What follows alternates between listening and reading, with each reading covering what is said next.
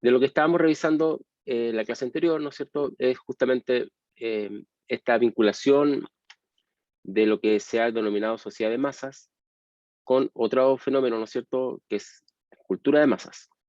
En parte podemos pensar que son sinónimos, pero en parte tienen algunas características que de alguna forma podemos diferenciar. Em, para poder comprender, este es un poco el elemento previo, ¿no es cierto?, para poder comprender lo que es el, el fenómeno que se ha desarrollado el siglo, a partir del siglo XX en especial, viene desde fines del siglo XIX, pero sobre todo en el siglo XX, tenemos que mirar entonces cómo participan los medios de comunicación en esto que se denomina sociedad o cultura de masa. Y eso es lo que vamos a estar mirando en esta clase. Esto tiene que ver con los medios, pero también tiene que ver con una reflexión que ya desde el siglo XIX se hace respecto a lo que es la cultura de masas, esa aglomeración de personas en un mismo lugar y cómo tiene relación esto con lo que estábamos viendo en la clase anterior. Creo que en la clase anterior vimos otras cosas que podemos em, revisar ahora, si me permiten. em, lo puedo buscar, que me parece que pueden haber quedado pendientes. Espera un segundo.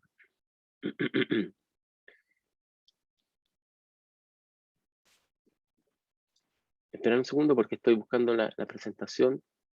A ver, esta es la presentación número 3. Claro. Bien, veamos entonces. En la presentación anterior estábamos viendo la formación de la sociedad de masas, si lo ven acá. Miramos un poco cuáles son los elementos asociados al tema, digamos. Como, ¿no es cierto?, esto es reflexionado por Alexis Tocqueville en algún momento, ¿no es cierto?, en su viaje a los Estados Unidos. Es un libro bien extraordinario que ustedes debieran tratar de leer, ¿no es cierto?, de Tocqueville, respecto de la democracia en América, ¿cómo se llama? De 1835 y 1840. Y habíamos hablado, ¿no es cierto?, de que hay un fenómeno asociado a esta idea de que en las ciudades vive un grupo singularizado por su pertenencia a una cierta cultura, ¿no es cierto?, y que se ve de alguna forma amenazado por estos personajes que ellos ven de fuera, que participan de otras formas culturales, y son denominados bárbaros, en fin. Pero lo interesante es que esto es visto en la medida en que las ciudades se empiezan a desarrollar en los Estados Unidos, pero también después en otras partes del mundo, como dentro de la propia sociedad. Y lo que más complica, ¿no es cierto?, lo que estamos mirando en la clase anterior, es lo que se llamó, ¿no es cierto?, en la época el igualitarismo social, el hecho de que hay una relación de igualdad, por ejemplo, en la política, asociada a las personas que están habitando un mismo lugar. Y eso es uno de los temas que va a complicar, ¿no es cierto?, a estos grupos, y por eso hay que mirarlo un poco de esta perspectiva.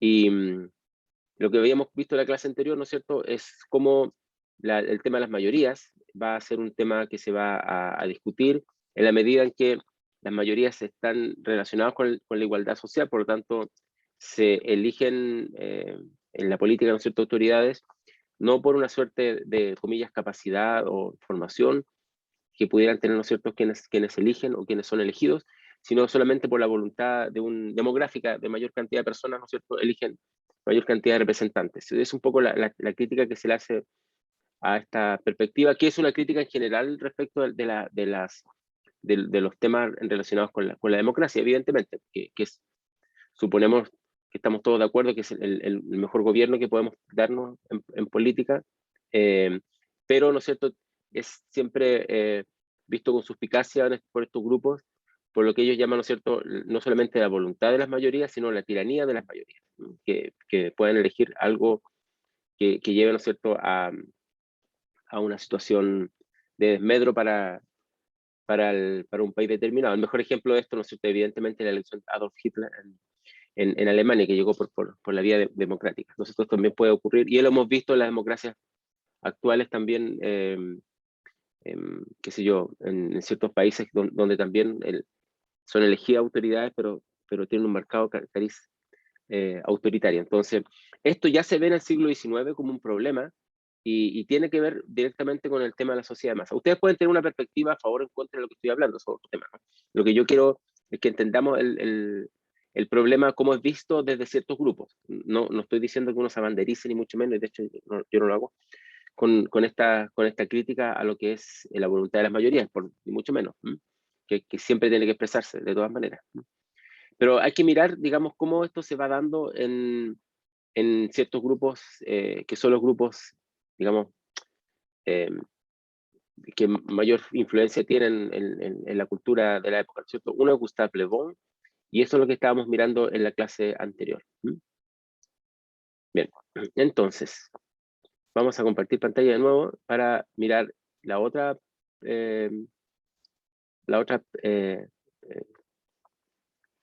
PPT. Ok, bien. Entonces tenemos, la sociedad de masas es un concepto que tenemos que entender, ¿ok? Para entender el tema de la sociedad de masas, tenemos que tratar de entender cómo ha sido vista desde ciertos grupos, ¿ok?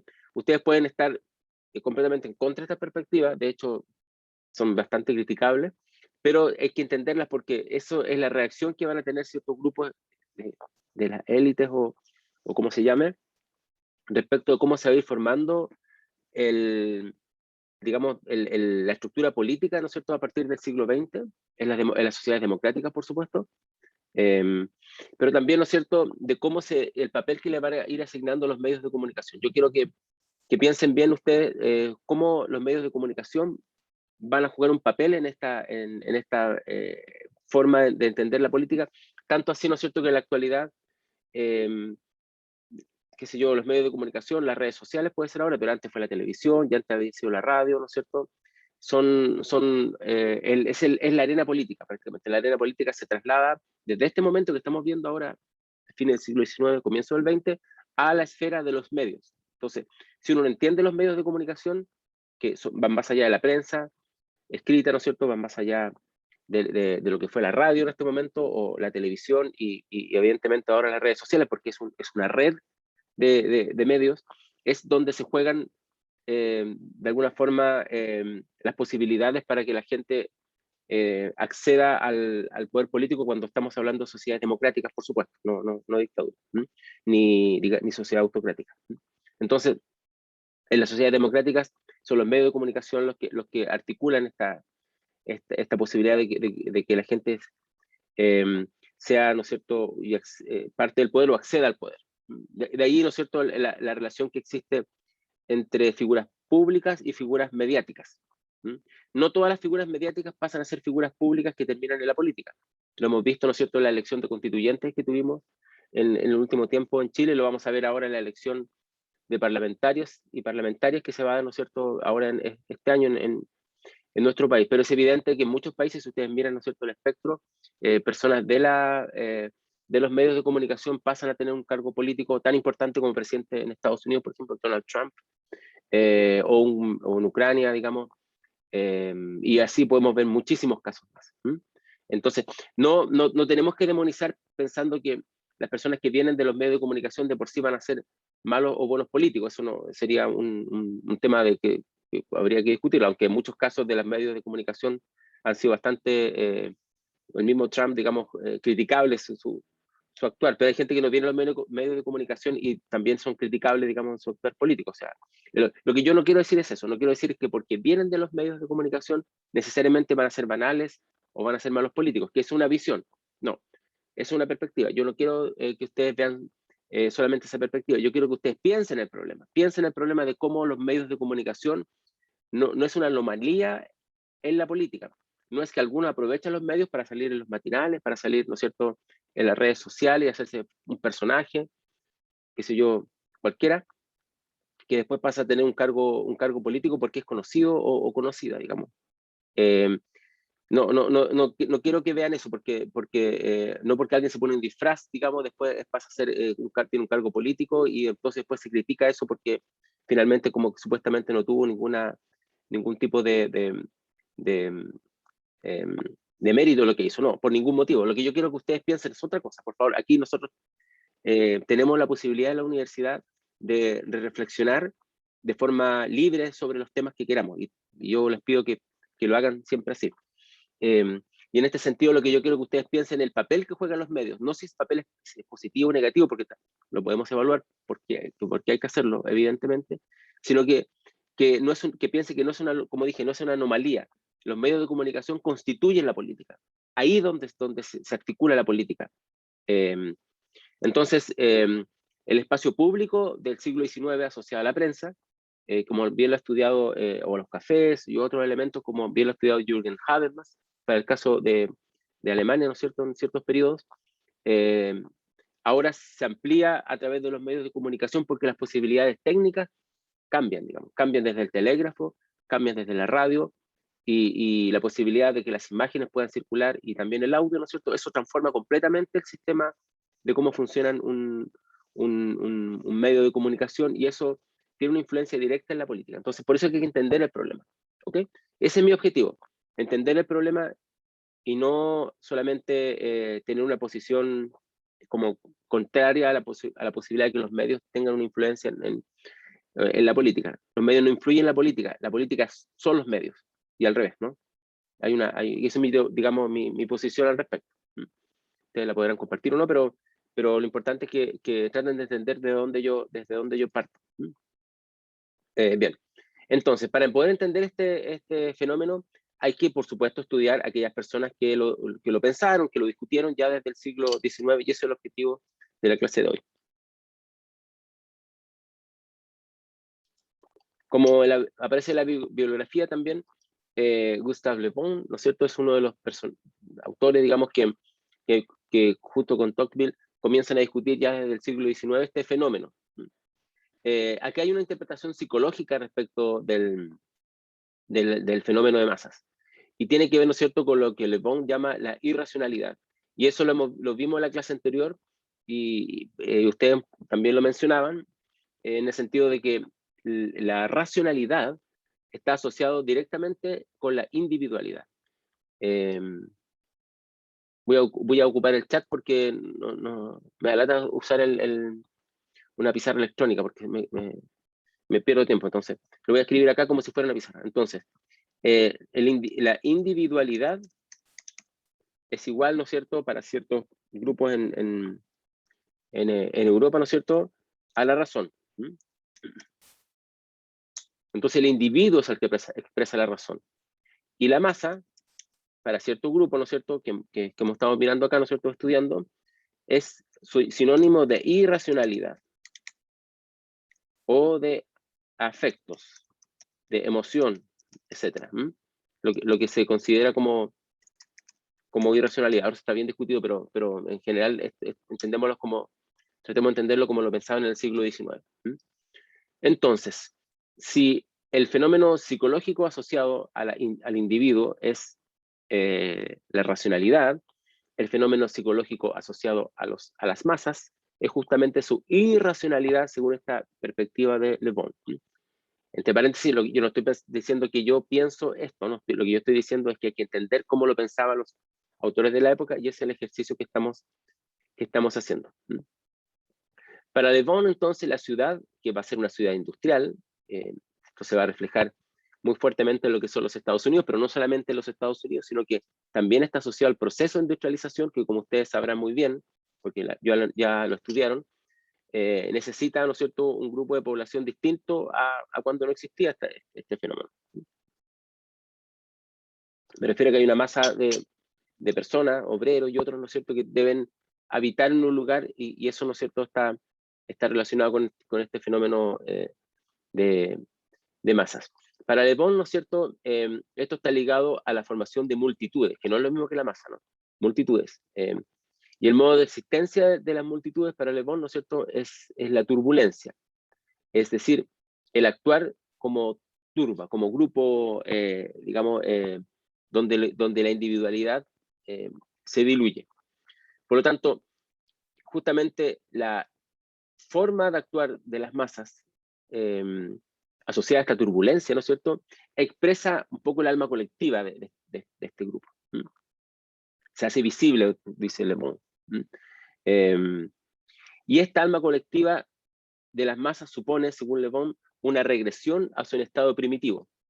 Cuando él habla de regresión, evidentemente supone que el individuo es una etapa de superioridad dentro de la diría él, digamos, de la formación cultural, porque expresa su racionalidad, y el individuo, como ustedes recordarán, lo vimos en la clase anterior, tiene que ver con el ciudadano, y la ciudadana tiene que ver con el consumidor, con la consumidora en la actualidad, ¿no es cierto?, que teóricamente expresa una racionalidad, y sin embargo, la masa supone una regresión a un estado de primitividad, digamos, de alguna forma, donde desaparecen las inhibiciones morales, dice Le Bon, y domina la afectividad y el instinto.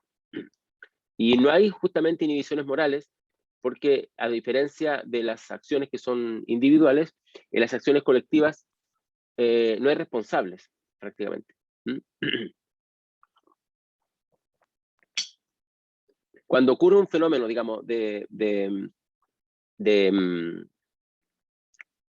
está rodeada una turba, digamos, por ejemplo, donde están estos fenómenos, por ejemplo, donde hay, digamos, los estadios, en estos fenómenos masivos, y ocurre, ¿no es cierto?, algún evento, que han ocurrido lamentablemente algunos bastante graves, digamos, donde hay una estampida de personas que corren, en fin, o un ataque a algún fenómeno, digamos, que uno podría considerar como algo evidentemente negativo, digamos, que trae consecuencias graves para ciertas personas, nunca hay un culpable. Si alguien está en un evento determinado, ¿no es cierto?, y empieza a tirar piedras, digamos, y destruye un edificio, tú no puedes condenar a todo el grupo y preguntar quién comenzó. De hecho, nadie sabe quién comenzó. Si uno se ha visto involucrado o ha visto estos fenómenos o lo ha mirado, digamos, lo puede tener claro. Aquí el humor nos da una pista. Como ustedes saben, el humor es uno de los grandes temas de la historiografía, y los historiadores que son tan serios, y la historiadora a veces también no lo toman en su justa seriedad. Y no hay nada más serio que el humor. Y no hay prácticamente, yo nunca he visto ninguna tesis sobre humoristas, no sé, en la historia contemporánea chilena, digamos, vista a través del Bombo Fica, no sé, estoy inventando algo.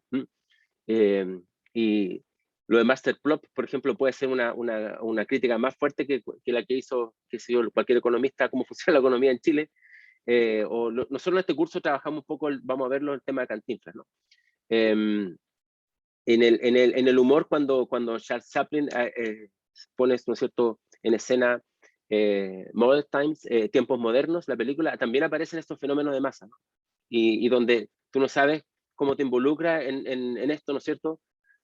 Recordarán la imagen del personaje Chaplin, ¿no es cierto?, que se encuentra con un grupo, ¿no es cierto?, perdón, que se encuentra en la calle y un camión se le cae una bandera roja, que es la que ocupa, no sé, ¿conocen esa imagen? La que ocupan, ¿no es cierto?, para cuando ponen carga que sobrepasa ciertos límites, y él le toma la bandera y se pone a flamear la bandera roja para decirle al camionero que se le cayó la bandera, y justo detrás viene un grupo.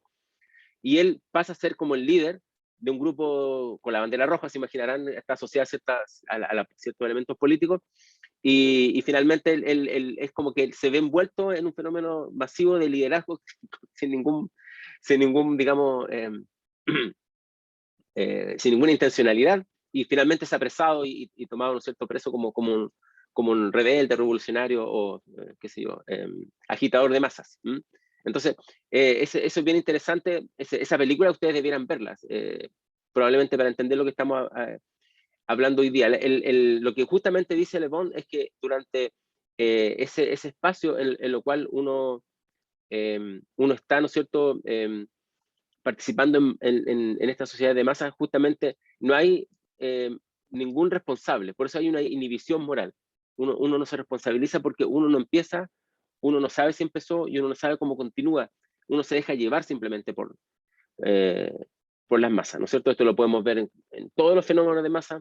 Cuando ustedes suben al metro, digamos, y en la hora, digamos, punta y no son, ustedes no se suben realmente, uno es subido al metro, lo habrán visto ustedes los que viven en Santiago o han vivido, lo sabrán, digamos, y si uno tiene la mala suerte de entrar, digamos, muy fuerte, muy rápido, digamos, y pisar a alguien, claro, uno es el culpable, pero también uno dice, pero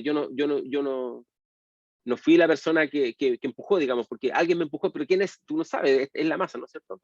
Eso, por supuesto, no tiene que ver con la inhibición moral, ni mucho menos, pero tiene que ver con el tema de la responsabilidad. La responsabilidad en la masa no existe de la misma manera que existe la responsabilidad individual. Ahí estaba preguntando Roberto algo, levantó la mano, ¿sí?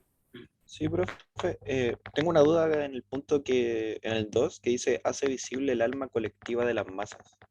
Eso no lo entiendo. ¿Y cómo se podría entender eso para el resto? ¿Cuál sería esta alma invisible de las masas con la lectura que han hecho? Estoy retrucando la pregunta. ¿A alguien se le ocurre o no?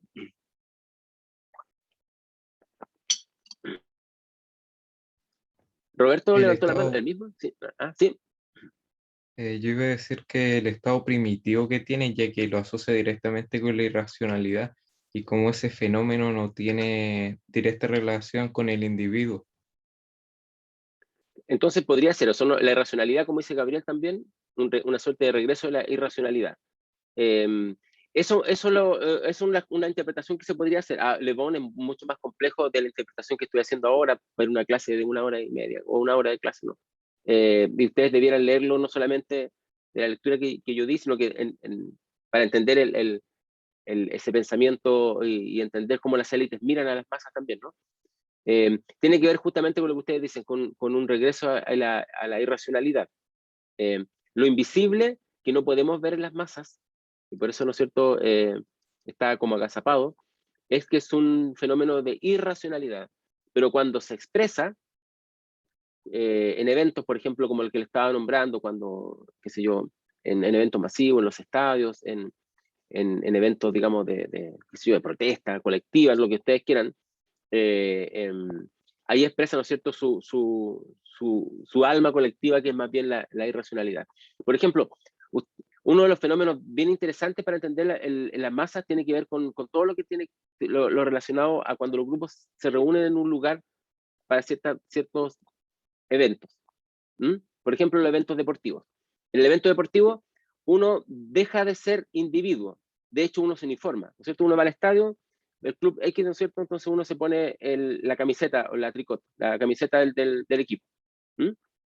Uno no expresa una individualidad cuando alienta a su equipo. Uno hace lo que el resto hace, ¿no es cierto?, como una masa. Va gritando, saltando, ¿no es cierto?, y gritando el cántico determinado. Y cuando el equipo, que suponemos que le ha ido bien, digamos, que no es el caso de la selección de Chile, lamentablemente, en estos últimos años, en el caso de que le vaya bien, ¿no es cierto?, y hace un gol, hay varias formas ustedes no sé si han estado en los estadios, pero hay varias formas de celebración del gol. O sea, hay unos, por ejemplo, que se van hacia adelante, ¿no es cierto? No es que uno decida cuando hace el gol su equipo irse hacia adelante y hacerla hacia la reja, digamos, como golpear la reja, que acto más de irracionalidad. No es uno que diga, oh, mi equipo ha hecho un gol, estoy realmente muy, muy entusiasmado por la alegría que me inunda, digamos. Eso, por supuesto, no ocurre, sino que más bien uno de cualquier persona, digamos, llega a la reja, y no estoy hablando de mí, digamos, llega a la reja y empieza a agitar la reja así como con desesperación, de irracionalidad, y entonces en el fondo es un acto colectivo. Todo el grupo que estaba ahí, la barra, la garra, lo que sea, ¿no es cierto?, la bulla, lo que ustedes quieran, o cualquier equipo de fútbol, los cruzados, en fin, llega abajo, ¿no es cierto?, y golpea la reja o salta, digamos. Y eso es un fenómeno masivo. Pero también se puede ver este fenómeno, por ejemplo, en el caso de los conciertos de rock o de música en general. Por ejemplo, puede ser de K-pop y va la gente con cierta indumentaria, digamos, un código vestimentario, ¿no es cierto?, como se visten los grupos. Eh, ya, debo decir que yo en K-pop nunca he estado en un concierto así, tampoco me puedo imaginar mucho cómo son, pero yo he visto así más o menos, porque no es de mi estilo generacional ni musical, pero lo respeto, por supuesto, como un estilo, porque es re importante y lleva mucha gente a los estadios y tiene una cantidad de seguidores tan grande, y de hecho para un gobierno de un país latinoamericano provocó un estallido social y una revolución, pero ya es otro tema, de otro curso. Entonces, el K-pop sí puede ser importante y puede provocar revoluciones, según algunos creen. Pero, por ejemplo, pensemos en el rock, que más conozco yo. Entonces, claro, la gente va, no es que se vista todo el tiempo con esas poleras, con calaveras, algunos usan tatuajes, en fin, eso ya lo usan de antes, digamos, pero viene toda una cosa como de indumentaria. Y después, cuando el grupo está tocando, digamos, y la gente está mirando el escenario, está bailando, y hay tipos de baile distintos, dependiendo del grupo. Si ustedes son punk, que si tienen ellos no dirían que es un baile, pero una forma de festividad que también es grupal. Eso es grupal, eso es totalmente irracional y genera, ¿no es cierto?, la afectividad. La gente cuando va a los recitales puede ser de cualquiera, ¿no es cierto?, desde Lucho Jara, digamos, hasta Alberto Plaza, pasando por Guns N' Roses o qué sé yo, cualquier grupo, ¿no es cierto?, o algún grupo de K-pop, la gente canta. ¿Han visto que la gente canta? Quizás ustedes han sido protagonistas de recitales. ¿Se acuerdan cuando antes uno iba a los estadios y uno tenía que verlos por streaming? No sé si se acordarán de la época prepandémica, pero en algún momento en el mundo uno fue a los estadios, en fin, y fue a los conciertos de música. Y la gente canta en los conciertos. Canta porque le trae recuerdos, en fin, los que somos viejos, digamos, vamos a recordar cuando éramos jóvenes, qué sé yo. Entonces, eso es un fenómeno que expresa un alma irracionalidad, que expresa las emociones, que expresa la rabia también. Cuando alguien, estaba acordando a propósito de la música de una canción de Joaquín Sabina, que estaban pasando por un lugar y alguien habló del banco americano, dice la canción, y pues toma una piedra y le tira una piedra, ¿no es cierto?, a los vidrios del banco, y él, digamos, también toma otra piedra. Entonces cuando le llevan a la policía, él dice, en realidad yo no empecé esto, me vi sometido a este rabia contra, qué sé yo, contra el imperialismo, lo que ustedes quieran, pero en el fondo expresaba su irracionalidad. Entonces tenemos que entender esta discusión justamente a partir de esta perspectiva. Obviamente no estoy diciendo que esto funcione así, ¿no? Lo que estamos haciendo, como ustedes comprenderán, es entender cómo los autores de las élites miraban, ¿no es cierto?, el fenómeno de las masas, porque de alguna manera hasta hoy día, estamos en 1895, pero hasta hoy día, el año 2000, no sé cuánto tenemos, 21, todavía algunos lo mantienen como idea, así que hay que tratar de entenderlo. El fenómeno más importante que expresa, ¿no es cierto?, esta alma colectiva de las masas, ¿no es cierto?, es justamente la sugestión y el contagio. Que es lo que estaba un poco comentando.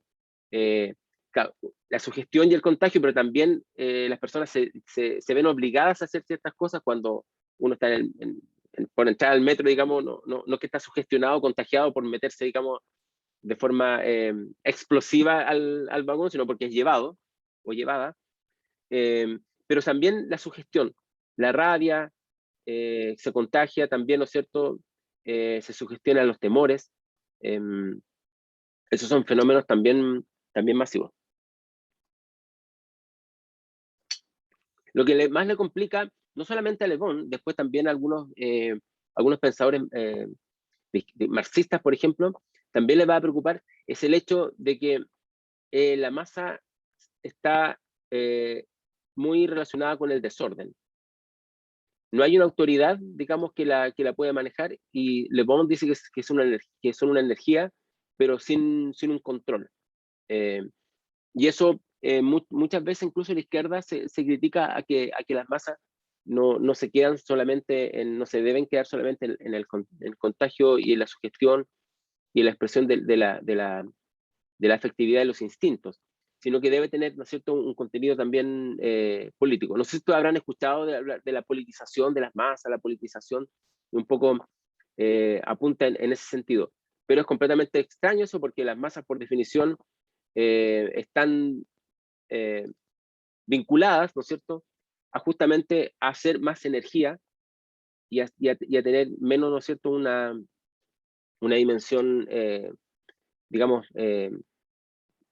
organizada, porque de hecho, cuando se participan en estos fenómenos de masas, no todos, ¿no es cierto?, están participando por lo mismo. Entonces, ya solamente por el fenómeno mismo de que tú no sabes por qué la gente está, cuál es la motivación de la gente, y no lo puedes asegurar, ya te implica a ti que es una energía que no tiene un control definido, digamos. Y por más que se quiera controlar políticamente, ¿no es cierto? Esto siempre es bastante ilusorio.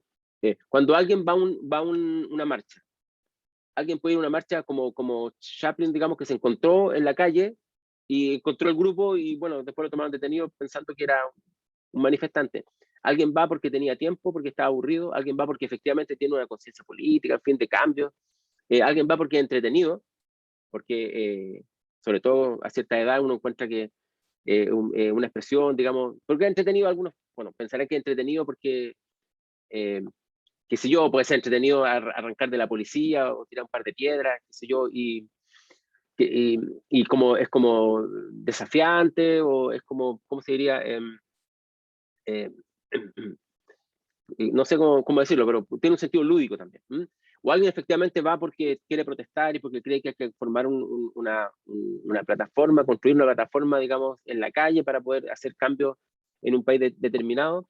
Y alguien va porque sube sus likes, ¿no es cierto?, en las redes sociales, porque de hecho mucha gente cuando va a las protestas va con el teléfono encendido, ¿no es cierto?, y se va mirando su cuenta en Instagram y va viendo cómo siguen los seguidores. Si viene, imagínense, se está filmando y viene la policía y lo lleva detenido o la lleva detenido, o sea, los likes suben, pero cualquier cantidad, porque se puede llegar a ser una suerte de celebridad gracias a un fenómeno completamente, digamos, circunstancial de que un policía no respetó, digamos, lo que debiera ser los protocolos o lo que sea, digamos. Estoy inventando cosas de países lejanos, digamos. No, lamentablemente países muy cercanos al nuestro, o de Chile, que pudiera pasar. Pero tú no puedes saber si la gente que estuvo en la protesta fue porque tenía una conciencia política, porque quería tener más likes en sus redes sociales, porque estaba aburrido o aburrida, porque se equivocó y se encontró en la calle como Chaplin, digamos, con el grupo y finalmente nunca se pudo salir. Tú no puedes darle un orden a ese grupo. La gente que estuvo protestando el 2019, uno supone que estuvo protestando por las proclamas que ponen, ¿no es cierto?, por la desigualdad en Chile, y eso es bastante evidente. Nadie estaba protestando para que hubiera más desigualdad, obviamente que no. Eso lo podemos ver. Pero lo que se entiende por desigualdad en cada grupo es bien distinto uno de otro. Uno tiene que ver con el tema de la desigualdad de género, que es un gran tema, otro con la desigualdad social, con la desigualdad étnica, con la desigualdad respecto del tratamiento, ¿no es cierto?, a la, qué sé yo, al tema de sexualidad, no sé. O sea, hay millones de formas, perdón, de entender este fenómeno. ¿Cuál es el orden que tú le vas a dar? Entonces, lo que finalmente se articula son como suerte de portavoces de lo que las masas quieren decirnos. Como que alguien representa a las masas, póngale pueblo, póngale ciudadanía, lista de la ciudadanía, lista de lo que ustedes quieran. Entonces, en el fondo, lo interesante de Gustave Le Bon, y quiero que ustedes lo vean así, miren, esta es mi interpretación. Lo interesante de Gustave Le Bon es que él define un fenómeno que dice que es una energía sin control, define un fenómeno que dice que está movida por la sugestión y el contagio, define un fenómeno que está movida, ¿no es cierto?, por el instinto, por la afectividad, pero al igual que cualquier otro, ¿no es cierto?, no nos puede decir qué es lo que efectivamente está motivando a un fenómeno como para poder darle una explicación, y mucho menos para dar una explicación política. Entonces el esfuerzo por dar una explicación política a las masas, por ser el portavoz de las masas, es lo que va a definir la política en el fondo del siglo XX. Entonces, todos quieren decir que son los que hablan como son los ventrílocos, digamos, los portavoces de la ciudadanía, del pueblo, de la gente, como el nombre que ustedes quieran ponerle. Digamos, los nombres van cambiando a través del tiempo, pero significan un poco lo mismo, ¿no? Ese grupo. ¿Quién puede ser el portavoz de su grupo cuando su grupo, por definición, no tienen portavoces porque son un sinnúmero de grupos de personas, digamos, que están circunstancialmente participando digamos, en un, qué sé yo, un evento o cualquier otro tipo de cosa. Eso va a ser bien interesante cómo se puede entender. Creo que algo que ustedes debieran pensar para entender cómo funciona la política también en el siglo XX.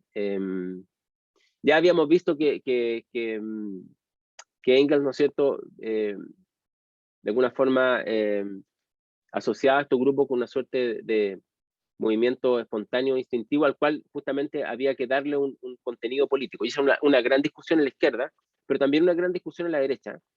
Pero bueno, sobre todo en la izquierda, porque se supone que estos grupos expresan el descontento de las masas, perdón, el descontento de las masas expresa el descontento de la clase proletaria o de los que están en una situación de, digamos, de mayor dificultad económica o qué sé yo, ¿no?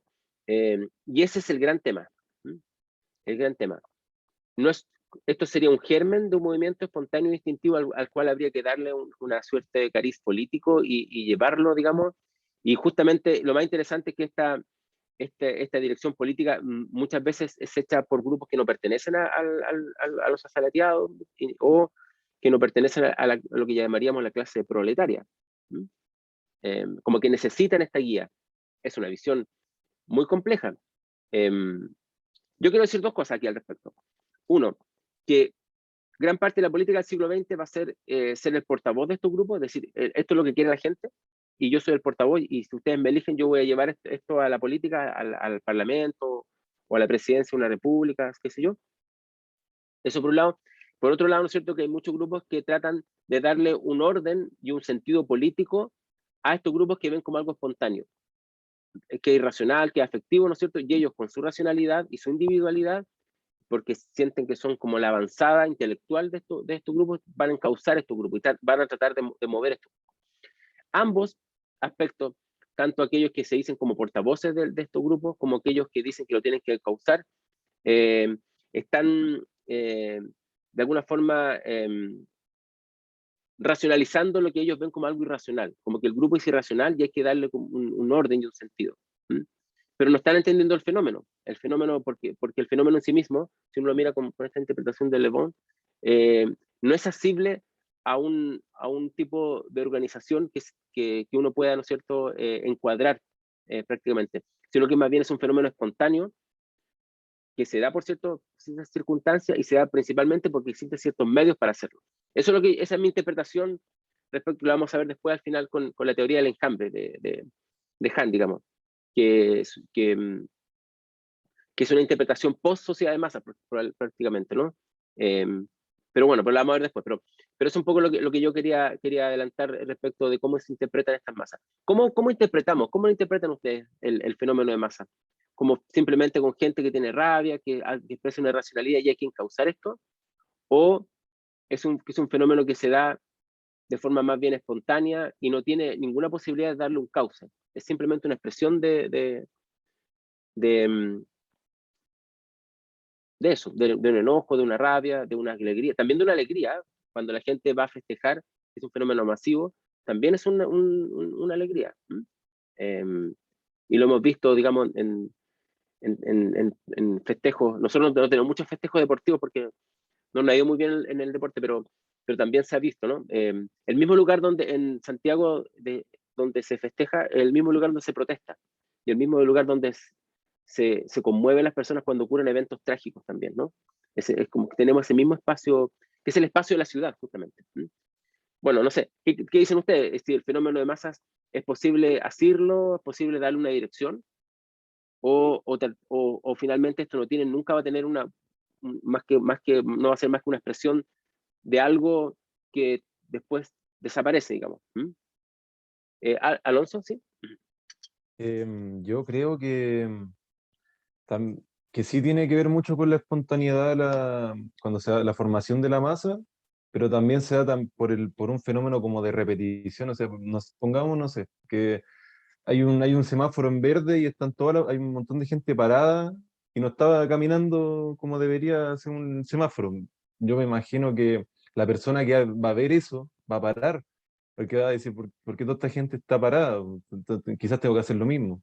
Como que yo lo veo En ese sentido que es como una cierta repetición ante un movimiento que se va haciendo más grande, más grande, más grande, y la gente se va uniendo a eso. Y puede ser de la espontaneidad, puede ser del descontento, partiendo de una emoción, no sé. Así Lo lo de la veo. repetición, sí, muchas gracias. La repetición es bien relevante porque tendemos a repetir. Y de hecho, cuando lo que tú dices es bien curioso porque ustedes quizás han hecho el experimento, yo que soy más ocioso lo hago, pero lo he hecho un par de veces cuando era más joven lo hacía. De cuando uno se pone a mirar, ¿han visto eso? Uno empieza a mirar hacia arriba y la gente que va pasando empieza a mirar y nadie sabe que entonces y podemos tener un grupo grande de personas, podemos hacer el experimento si quieren ahora de empezar a mirar y la gente, uno pasa a mirar, el contagio es porque nosotros somos, como especies, somos especies que vivimos como un colectivo, evidentemente, y como homínidos y mamíferos también, sobre todo por ser mamíferos también, tendemos a ser repetitivos y aparecen todos en los primates, aparecen todos, digamos, y es un tema de la evolución en todo caso, pero también ocurre eso, ¿no? El fenómeno. Pero yo les pregunto también otra cosa. Es decir, este fenómeno de las masas se puede controlar, por un lado. Y la segunda pregunta, si uno puede saber lo que las masas quieren, uno lo puede interpretar, puede decir, ¿no es cierto?, lo que las personas están queriendo transmitir con sus actos masivos, o debiéramos renunciar a eso, a esa posibilidad. ¿Alguien cree algo al respecto? ¿O la pregunta está muy rara?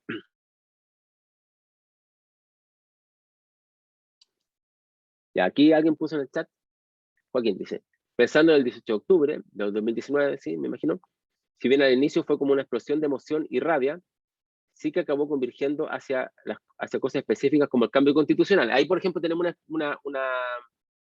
una interpretación, ¿no? Si seguimos a Gustave Le Bon, era simplemente explosión de emoción y rabia. Y tiene que ver con la emocionalidad, por ejemplo, volver a tocar, recuerdan ustedes bien, porque ese sería un buen tema para estudiarlo, para entender el fenómeno de masa.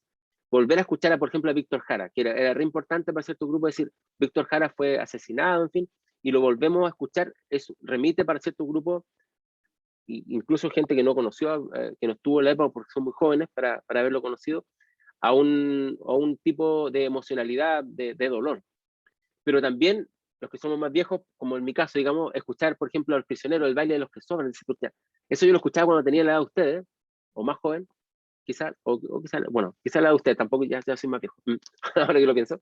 Por lo menos cuando era estudiante de colegio y después de la universidad, escuchábamos el baile de los que sobran, y el volver a escucharlo ahora, después de 30 años, no sé, o algo así, y tú dices, chuta, después de todo lo que ha pasado en este país, el país seguimos con el mismo problema. Entonces, es una explosión de emoción. Y por eso el arte juega un papel tan importante ahí. La música, por ejemplo.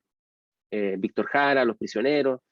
eh, bueno, eh, ahí Luis Jara no entra muy bien, pero Víctor por lo menos sí. Víctor Jara y Alberto Plaza creo que tampoco entra muy bien. Pero bueno, no todos los músicos pasan a la historia por ser el representante de épocas. Pero bueno, ya tenemos entonces esa explosión de emoción. Pero ¿qué es lo que lo que tú dices convergió, digamos, hacia cosas específicas como el cambio constitucional? Eso es racionalidad, ¿o no? Porque uno, si piensa en las masas como algo irracional, se queda en la emocionalidad. Entonces uno iría todos los días a protestar, en fin, a expresar emocionalidad, a cantar, a bailar, ¿no es cierto? Todo, pero la racionalidad es decir, ok, necesitamos, por ejemplo, un cambio y ese cambio tiene que ser un cambio fundamental, por lo tanto, tiene que hacerse a nivel constitucional. Entonces, eso es racionalidad. Entonces, ahí estamos como interpretando la teoría de Le Bon. Le Bon nos dice, la masa es contagio, la masa es irracionalidad, y esto tiene que ser manejado por eso. Entonces, ahí se produce un problema porque algunos dicen, ya, pero este cambio constitucional no refleja lo que efectivamente la gente quería con su movimiento, y por eso que la gente sigue yendo los viernes a la plaza, qué sé yo, X, Dignidad o Plaza Italia, que se llama, todo caso se llama Plaza Baquedano, pero bueno, donde efectivamente se protesta. U otro lugar, ¿no? O dice, yo sí represento, ¿no es cierto?, lo que la gente realmente quería y no como este acuerdo que ocurrió, ¿no es cierto?, con este cambio constitucional. Y otro dice, no, efectivamente, lo único que trae un cambio real es un cambio en la Constitución. Entonces, ahí de nuevo se presenta el problema de los mediadores. ¿Quién media entre estas masas que dicen algo, que expresan emocionalidad, y esto, ¿no es cierto?, que la racionalidad, por ejemplo, como un cambio constitucional? Yo me acuerdo de un movimiento que yo vi que es bien interesante en Alemania, que era una marcha que se hacía todos los lunes en una ciudad en la República Democrática Alemana, ¿no es cierto?, un gobierno bueno, comunista durante la época de la Guerra Fría, en la RDA, y ellos hacían una marcha todos los lunes. Era bueno, la marcha de los lunes, bueno, los alemanes no son muy imaginativos los nombres, la llaman la marcha de los lunes. Y, o sea, yo no lo vi porque yo llegué después a Alemania a estudiar, ¿no?, después de la caída del muro de Berlín, pero conocí la historia, conocí gente que vivió ahí ese mismo momento en esas marchas. Y ellos usaban una frase: nosotros somos el pueblo. Porque la palabra folk, la palabra pueblo, es ocupada, ¿no es cierto?, República Popular. La palabra pueblo se ocupa mucho en toda la nomenclatura y digamos, de izquierda, así como la palabra patria y todo se ocupa, ¿no es cierto?, en las nomenclaturas de las derechas, en general en el mundo, ¿no? Y entonces ellos decían: nosotros somos el pueblo, wir sind das Volk, nosotros somos el pueblo, nosotros somos el pueblo, no los que están rigiendo a nombre del pueblo. Entonces los que rigen como República Democrática Popular, los que son del Partido Popular, qué sé yo, todos los populares que ustedes quieran, que hablan a nombre del pueblo, no son el pueblo, nosotros somos el pueblo. Pero ese pueblo era un pueblo que quería cambios, ¿no es cierto?, que no iban por el lado de lo que supuestamente el pueblo quería, supuestamente, ¿no?, en esta perspectiva. Bueno, después llegó la caída del muro de Berlín por circunstancias, que tienen que ver con la Guerra Fría, como ustedes lo habrán estudiado, o lo estarán estudiando en este momento, digamos, que son circunstancias mucho más allá de esta ciudad en Alemania, en Leipzig. Entonces, yo quiero que lo piensen de una manera. ¿Por qué? ¿Qué es lo que una pregunta? ¿Qué es lo que dice Gustavo? Ah, las masas no participaron en el acuerdo por la nueva constitución porque, según Le Bon, eran irracionales. ¿Es una pregunta? Ah, esa era una pregunta. ¿Y quién la puede responder? O sea, o son preguntas para los profes, pero bueno, pero en este caso los estudiantes responden las preguntas de los otros compañeros o compañeras. Y pues se me enfrió el té por estar hablando tanto. Gabriel dice: yo entendería que no.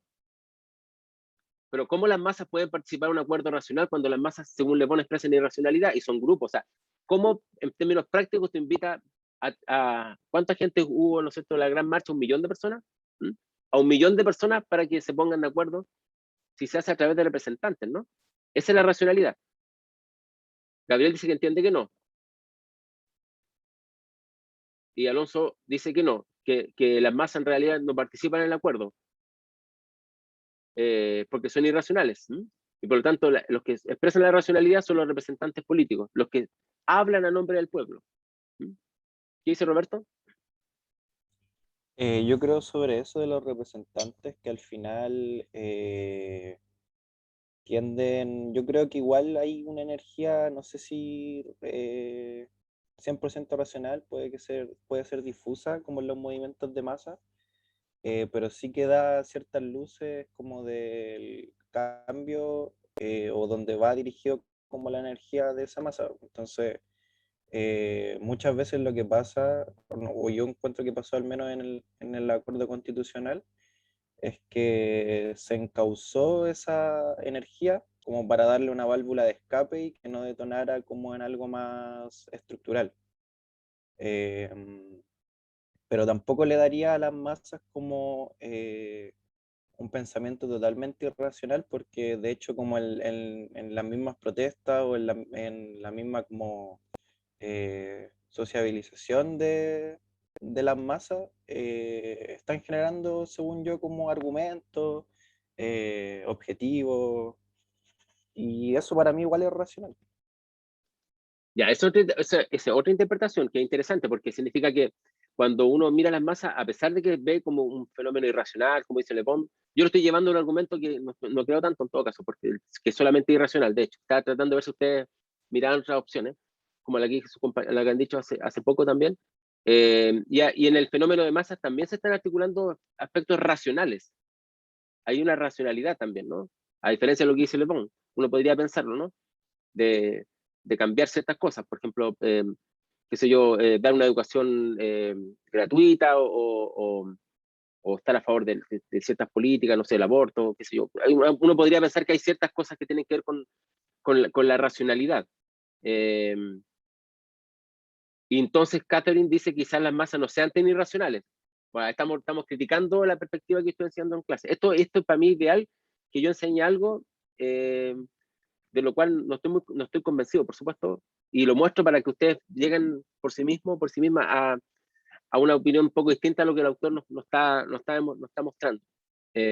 Bueno, Le Bon está hablando en el siglo XIX, fin del siglo XIX, comenzó el XX, ya hemos pasado un tiempo largo por conviviendo en esta sociedad de masas, tenemos otra opinión probablemente distinta, otra perspectiva, digo, diferente a la que él tuvo, para no ser injusto con él, ¿no?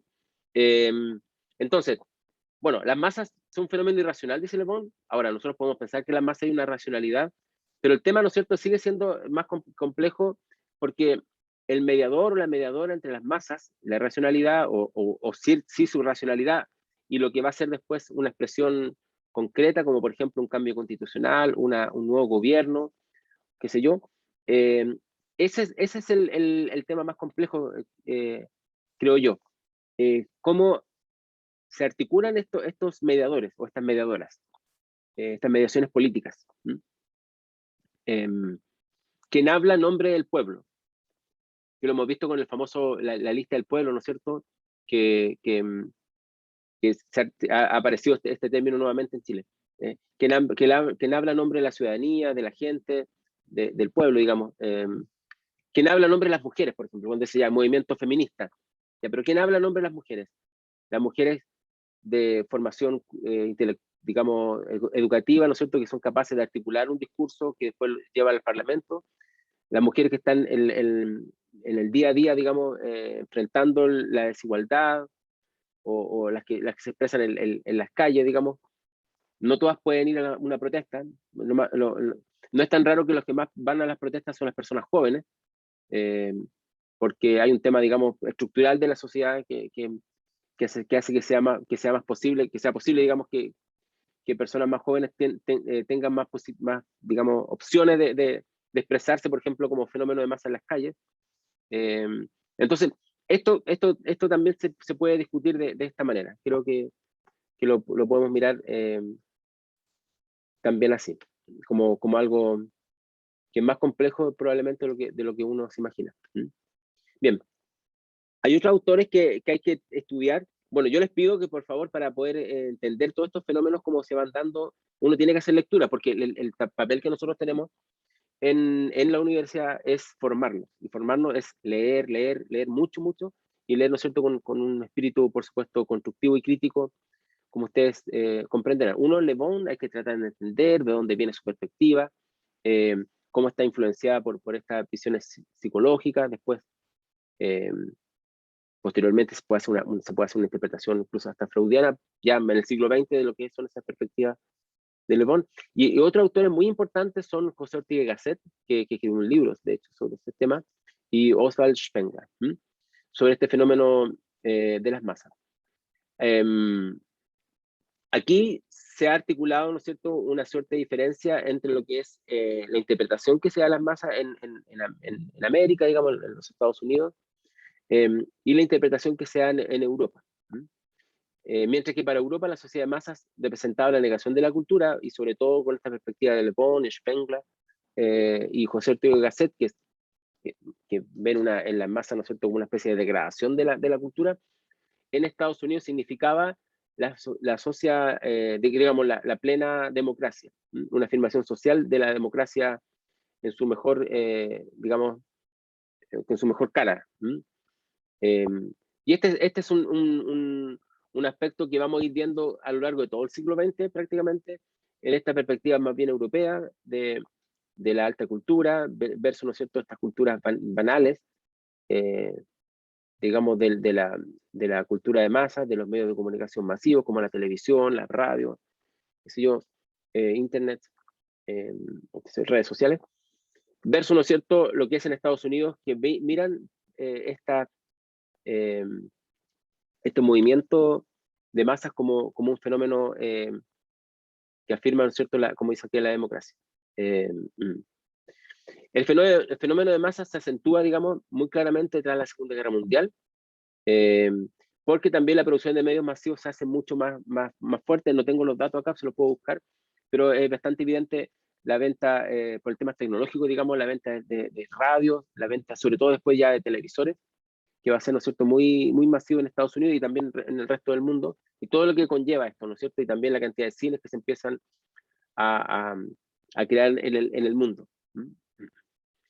Otro aspecto que se ha articulado, que también hay que leerlo, tiene que ver con el fenómeno que Daniel Bell, ¿no es cierto?, nos expone respecto de la cultura de masa de la esfera de la sociedad del consumo. Hasta ahora hemos mirado, ¿no es cierto?, el fenómeno masivo como un fenómeno que tiene que ver con las ciudades, con los estadios, tal vez, con el deporte, ¿no? Va a ser muy importante desde el boxeo hasta en el caso nuestro, hasta el fútbol, y en Estados Unidos, que por definición, ¿no es cierto?, es el lugar de los deportes masivos, justamente, que son transmitidos por la televisión y que generan estos heroínas y héroes del deporte, digamos, que después pasan a la política incluso, algunos, como el caso de Chile también, ¿no? Un tercer fenómeno, ¿no es cierto?, que junto con el tema de Le Bon, junto con el tema de esta diferencia entre la alta cultura y la cultura más banal, se ha pensado sobre la sociedad de masa, tiene que ver, ¿no es cierto?, con el tema del consumo. Dice, Bell dice, ellos no lo entienden como la esfera, como lo nostálgico del viejo orden. Para ellos, ¿no es cierto?, la democracia de masas es el fin de sus privilegios. Se refiere, ¿no es cierto?, a la sociedad del consumo. Ya este es un aspecto que vamos a discutir en la próxima clase también, ¿no es cierto? Y pues como para ir cerrando esto. Hasta ahora, ¿no es cierto?, hemos mirado el fenómeno de masas como un fenómeno irracional, hemos mirado, ¿no es cierto?, la mediación que ocurre en la sociedad de masas, cómo se transforma en un fenómeno racional. Hemos visto que en la sociedad de masas también existe una racionalidad, ¿no es cierto?, eso hemos mirado. Y un tercer elemento, un aspecto que también hay que considerar acá, tiene que ver con cómo se accede a la sociedad de masas a través del consumo, que es lo que Daniel Bell, ¿no es cierto?, nos pone. Para algunos, ¿no es cierto?, dice Bell, la democracia de masas es, de alguna forma, tratar de buscar el fin de los privilegios de ciertos grupos. Y para otros, ¿no es cierto?, todavía el fenómeno de masas se entiende en una lógica de la lucha de clases. O sea, las clases sociales expresan, las más desposeídas, por supuesto, su descontento en estos actos masivos, sobre todo lo que tiene que ver con las protestas, evidentemente. Para ver la clave, para entender esto, no está en la política, sino más bien en la cultura, pero no entendida aristocráticamente como la alta cultura, como se entiende en Europa también, sino más bien la cultura en términos más bien antropológicos, ¿no?, como un código de conducta de un grupo determinado. Entonces, aquí lo que está ocurriendo, según Bell, es un cambio en el proceso de socialización. Y en ese proceso de socialización ya ha dejado de ser, ¿no es cierto?, como antes la familia o la escuela, sino más bien está siendo ejercido por los propios medios de comunicación, los mass media, los medios de comunicación masivos. Entonces, para retomar de nuevo, para entender este autor, para mirar, ¿no es cierto?, la cultura de masas, según Daniel Bell, hay que mirarlo, ¿no es cierto?, en la esfera de la sociedad del consumo. Eso es lo primero. La esfera de la sociedad del consumo tiene que ver con una conducta, como un código de conducta. O sea, cuando uno consume, está participando en la sociedad de masas de una manera, ¿no es cierto?, muy, comillas, muy democrática. Suena como raro. Porque accediendo, ¿no es cierto?, a cierto consumo, se participa también de ciertos grupos. Cuando yo les decía, por ejemplo, que la gente va al estadio y se pone la camiseta de un equipo de fútbol, la compra esa camiseta. Puede ser comprada de cualquier manera, digamos, por tanto si es legítimo o no, o qué sé yo, o una copia de lo mismo, pero hay una compra. Cuando alguien se siente identificado con cierta música determinada, ¿no es cierto?, está comprando su música. O sea, ahora, bueno, no se compran los discos LP, ni se compran en un momento se compraron cassettes o los CDs, ¿no es cierto? Pero sí se está comprando cuando ustedes miran YouTube, esa música, también lo están comprando. aunque no lo ven. Cuando ustedes escuchan Spotify, aunque no lo estén pagando, que no tengan una cuenta premium, por ejemplo, igual lo están pagando a través de la propaganda. Ustedes saben, en los medios actuales, cuando uno no paga por el producto, uno es el producto. No olviden esa frase. Si ustedes no pagan por algo, significa que ustedes son el producto. Entonces, en las sociedades del consumo, relacionada con la sociedad de masa, ¿no es cierto? Uno accede a ser parte de un grupo a través de lo que compra. Ok, como es un tema medio largo, preferiría tocarlo, ¿no es cierto?, en la próxima clase. Así que yo llegaría hasta acá.